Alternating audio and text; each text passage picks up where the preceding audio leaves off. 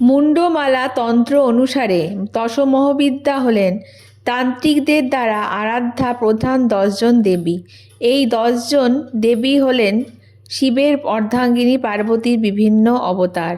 এই দেবীরা হলেন কালী, ষোড়শী, তারা, ভুবনেশ্বরী, ভৈরবী, ছিন্নমস্তা, বগলা, ধূমাবতী, কমলা কামিনী ও মাতঙ্গী। মা কালী দেবী পার্বতীর প্রধান অবতার এবং প্রথম অবতার হিসেবে বিবেচিত করা হয়।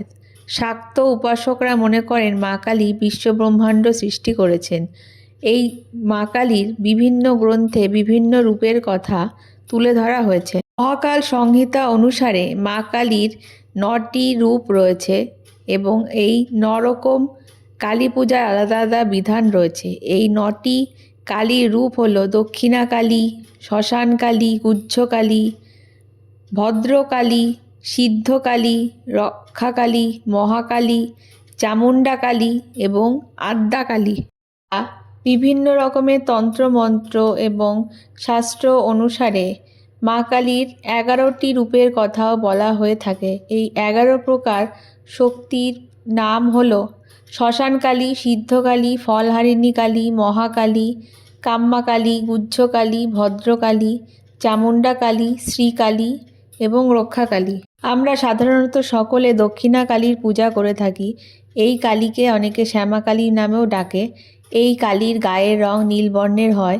ইনি রুদ্রমূর্তি, মুক্তকেশী এবং ত্রিনয়নী। তার গলায় মুন্ডমালার সমাহার দেখা যায়। তার বাঁ হাতে নরমুণ্ড এবং খড়গ থাকে এবং ডান হাত দিয়ে তিনি আশীর্বাদ এবং অভয় মুদ্রা প্রকাশ করেন। মায়ের পদতলে থাকেন বাবা মহাদেব। শ্মশানকালীর পুজো সাধারণত শ্মশানেই হয়ে থাকে। বাড়িতে শ্মশানকালীর পুজো হয় না। আদি পর্ব থেকেই যে কোনো অশুভ কাজের জন্য ডাকাতরা এই পুজো করতেন বলে ডাকাতরাই ছিলেন শ্মশানকালীর প্রধান উপাসক। সিদ্ধকালীর আরেক নাম হলো ভুবনেশ্বরী। অমাবস্যার দিন এই কালী পুজো হয়ে থাকে। সাধারণত পরিবারে এই কালী পুজো করা হয় না। সাধকরা মূলত সিদ্ধিলাভের জন্য এই পূজা করে থাকেন। এই কালীর 2টি হাত থাকে, তার শরীরে গয়না থাকে, তিনি অমৃত বর্ণে সজ্জিত থাকেন।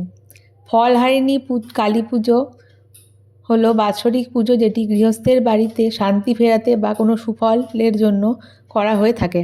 মহাকালীর একসঙ্গে 10টি মাথা, 10টি হাত এবং 10খানা পা থাকে। দেবীর পায়ের নিচে কাটা মস্তক থাকে। 10 হাতেই তিনি অস্ত্র দ্বারা সজ্জিত থাকেন। তবে শিব ঠাকুর মায়ের সঙ্গে থাকেন না। ভূত চতুর্দশীর দিন এই মহাকালীর পূজা করা হয়ে থাকে। এই পুজো বাড়িতে করা সাধারণত হয়ে থাকে না। কাম্যাকালী হলো সাধারণত চতুর্দশী, অষ্টমী, পূর্ণিমা এবং অমাবস্যা তিথিতে করা হয়ে থাকে। মোটামুটি দক্ষিণা কালীর মতোই তাকে পূজা করা হয়। কারো বিশেষ মনোবাসনা থাকলে এই কালীর আরাধনা করা হয়ে থাকে। গুহ্যকালীর দেবীর গায়ের রং একদম কালো। গলায় তার 50টি নরমুণ্ড দ্বারা হার সজ্জিত থাকে। তার কানে থাকে সবদেহ বিশিষ্ট অলঙ্কার। তন্ত্রমতে এই গুহ্যকালী সবথেকে ভয়ঙ্করী কালী রূপ। ভদ্রকালী হলো জনকল্যাণের জন্য পূজিত কালী। এই কালী পুজো সাধারণত বিভিন্ন রকম বারোয়ারিতে করা হয়ে থাকে। চামুণ্ডা কালী হলো দেবীর আদি শক্তি রূপ। এই কালী রূপের সঙ্গে দুর্গা আবার একই সঙ্গে পার্বতী 2 রূপকে প্রকাশ করে। সেই সঙ্গে চণ্ডমুণ্ডের নামও এই চামুণ্ডা কালীর সঙ্গে যুক্ত। অশুভ শক্তিকে ধ্বংস করতে দেবী চামুণ্ডা কালীর পূজা করা হয়। শ্রীকালী হলেন দেবী পার্বতী বা দুর্গার বিশেষ রূপ। এই দেবীর দারুকা নামক অসুরকে বধ করেছিলেন বলে এই দেবীর পূজা করা হয়। মহাদেবের কণ্ঠে ঢুকে তিনি কণ্ঠের বীজ ধারণ করেছিলেন বলে এই কালী মায়ের রূপ নীল। রক্ষাকালী হলেন দক্ষিণা কালীর আরেকটি বিশেষ রূপ, যিনি আমাদেরকে রক্ষা করেন।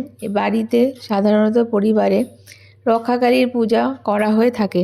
এই রকম মা কালীর বিভিন্ন রূপের আলাদা আলাদা বিশেষ বৈশিষ্ট্যযুক্ত এবং তার পূজা অর্চনার সমস্ত রকম ভিডিও আমরা আমাদের চ্যানেলে দিয়ে দেব। সেগুলি আপনারা জানতে পারবেন। তার জন্য অবশ্যই চ্যানেলটিকে সাবস্ক্রাইব করে রাখবেন। ধন্যবাদ।